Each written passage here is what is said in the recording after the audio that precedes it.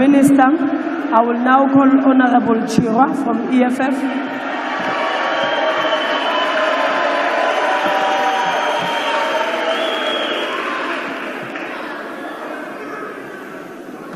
Thank you very much, Chairperson. Greetings to the Commander-in-Chief of the EFF, Julius Sello Malema, EFF officials, commissars, the leaders of the Progressive Caucus, and sympathizers of the revolutionary movement in Africa that turns 11 years old on the 27th of July. To be young is to be in a stage of becoming, of working towards your goals and aspirations to transition from being dependent to independent. However, the youth of this country are perpetual children, and some will never know independence until their old age. At the realization of how doomed we are under your leadership, Mr. President, thousands continue to give in to Nyaupe, and young women and girls amount to bottle girls for you and your friends at the peak of their vibrancy and zeal for life and prosperity. We live with our parents, and finding a 40-year-old man asking his mother for bread is more common than otherwise. This phenomenon is known as the Ramaphosa economy. Joblessness, poverty, and constantly questioning if we are truly the young adults of today. In 2018, Mr. President, you launched a jobs summit and promised the youth of this country 275,000 jobs per year. You failed. In 2019, you promised 2 million jobs and an end to hunger, halving of crime, and empowering the school curriculum where a 10-year-old will be able to read for comprehension. You failed. In 2020, you unveiled a 100 billion rand fund to create jobs in the public sector for the youth. You failed. You launched the NSP against GBV and femicide, and 4 years later, on the eve of elections 2024, the murderer of Kirisaletse Elsin Donje was granted bail of 2,000 rands. You failed. In 2021, you spoke about building new cities, and the National Youth Development Agency would fund 1,000 young entrepreneurs in 100 days. You failed. In 2022, plagued by your own failures over the years, you promised the National Youth Service would create a modest 50,000 jobs in its first phase. You failed. In 2023, you came here and praised yourself for the Youth Employment Service that placed 100,000 youth in peace jobs that lasted nothing more than 12 months. Once again, you failed. Yesterday, you came to this house and promised 2 million jobs to the youth of South Africa. It is thus fair and deliberate to then say that this time next year, the result will once again be not achieved and failed. When you became president in 2018, youth unemployment was sitting at 43%. And nearly 7 years into your presidency, youth unemployment currently sits at 45% for individuals aged 15 to 34 and a whopping 59% for young people aged 15 to 24. Your presidency is characterized by many promises and many failures. It is now apparent that as the youth of today, we must ready ourselves psychologically like the youth of 1976 for the biggest fight against the establishment. The establishment has charged you, Mr. President, at the forefront as the weapon that is formed against us.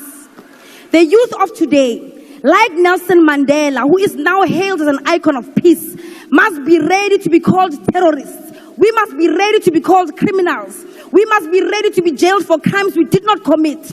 We must be ready to be character assassinated like Idam Dwana, Robert Sobukwe, Unkhopotsi Tiro, Steve Biko, Winnie Mandela, and Julius Malema. But amongst ourselves as the youth of this country, we know who the true criminals are. We know who stole our land from our grandmothers. We know who stole our mines. We know who stole COVID-19 funds that was meant to keep our people alive. We know who stole Tembisa Hospital money. We know who stole SAA, ISCO, Sasol, Telkom. We know who is now stealing Eskom, Transnet, PRASA, and even privatizing our water. All the while, you are creating an impression that these are natural disasters, despite the fact that they are orchestrated by the true criminals of the government of today, deployed by the Oppenheimers. We know who stole the money that is meant to eradicate pit toilets in the Eastern Cape. We know who stole NSFAS money. We know the mafias of the Steenhof heist. We know the thugs of the Skills Development Fund. And we definitely know who the #1 money launderer is.